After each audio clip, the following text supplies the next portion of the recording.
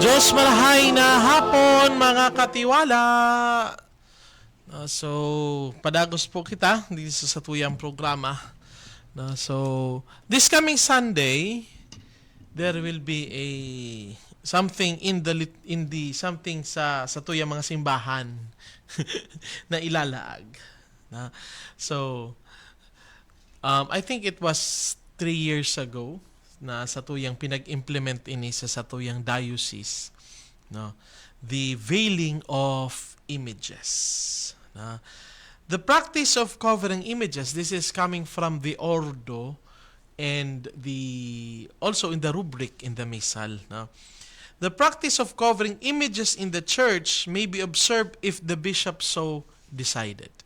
So, inaputo si bishop during that time, no?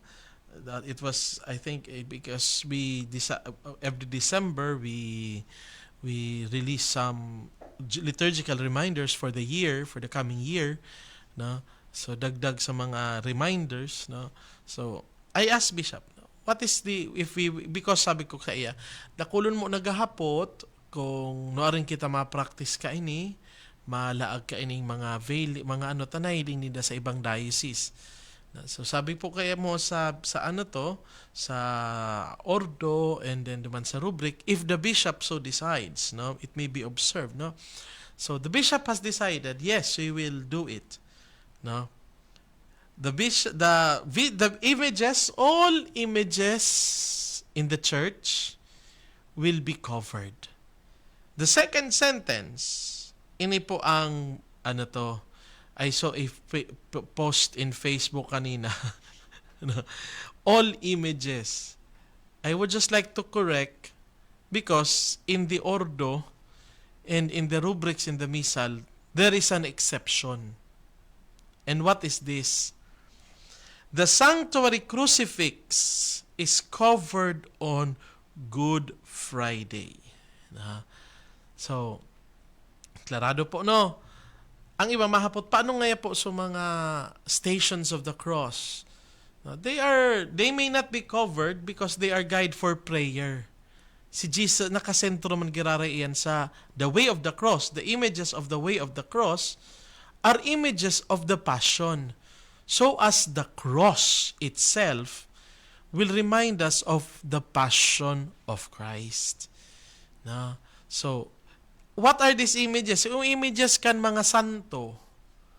No? So mga images kan mga santo sa simbahan. Halimbawa ngayon sa Muya. So image ni Our Lady of Fatima, so image ni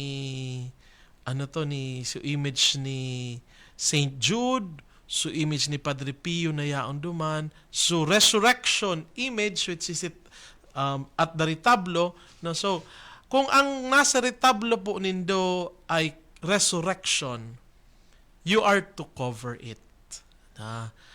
But if the image in the retablo is the crucifix, the second sentence of this instruction from the Ordo says, the sanctuary crucifix is covered on Good Friday if it is not to be used for veneration.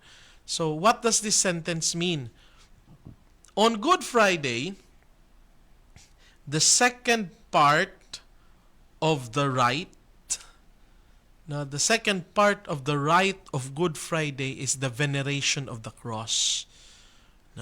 So, the cross will be covered after the celebration of the veneration of the cross on Good Friday. So, yan po ang sa liturgy. Yan ang instruction sa to. It is clear, the first sentence says, the practice of covering images in a church may be observed if the bishop decides. So 3 years ago, the bishop had decided, and it is we are to follow this already. And the second sentence, the sanctuary crucifix is covered on Good Friday if it is not used for veneration.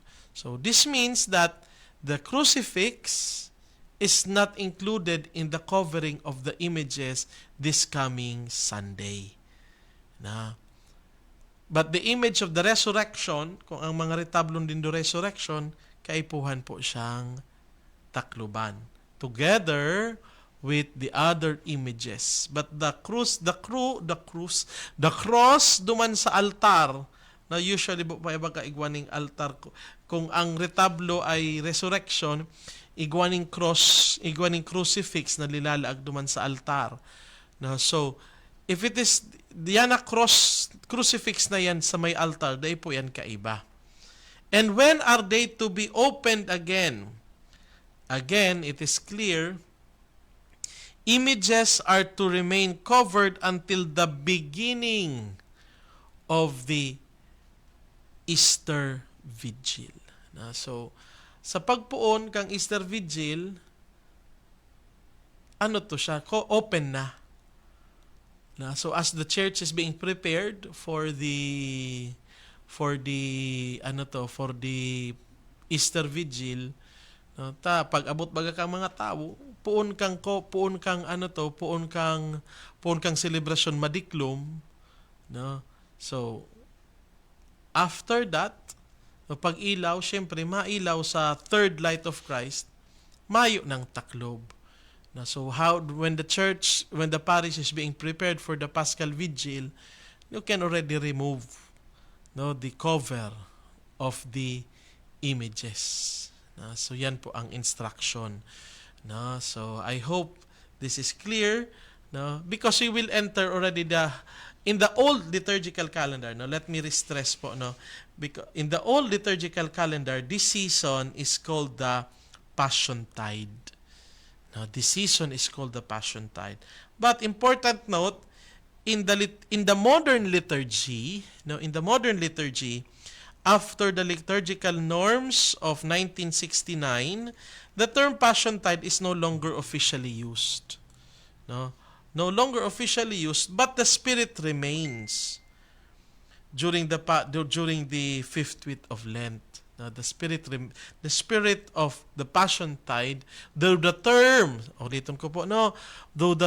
Passiontide is no longer officially used, but the spirit, the veiling of the images is included, is still part of the celebration.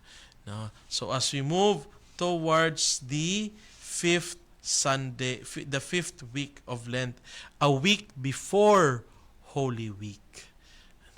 So yan tabi na, so mga nagkapira mga reminders para sa satuya na, so sabi ko nga ni, we are halfway through. So after this fifth Sunday of Lent, sa maabot na 22, sa 29, no, it is already Palm Sunday. Palm Sunday na po sa March 29. So kaya po yaunaan man lain-lain na preparation sa satuya mga parokya, tangani na at least, no. So pagramdam lang po, we should not only be prepared physically. We should not only be prepared physically, but we must be prepared spiritually. So, and this is also a reminder for camareros, no, that yes, grabe ang physical preparation, spiritual preparation po ang importante. Nag-attender daw kamo kay mga recollection kansay do mga parokya. So again, as I said, this is sad reality, no, kadakol kan mga paso owners and man ngani siguro ang nagsisirimba ang iba kaya they don't know. No, but at least please, not only physical preparation, but also po spiritual. Spiritual preparation. Because owning a paso is helping yourself spiritually. Helping yourself to have this close relationship with God. So kaya po ining sarong pagirumdum sa mga may tagsadiring santo. Bako sa nakitang magpreparar physical, but we must also have interior preparation. So last Sunday medyo mamundo ako pira sa nasunag attender. na digdi sa samuyang parokya.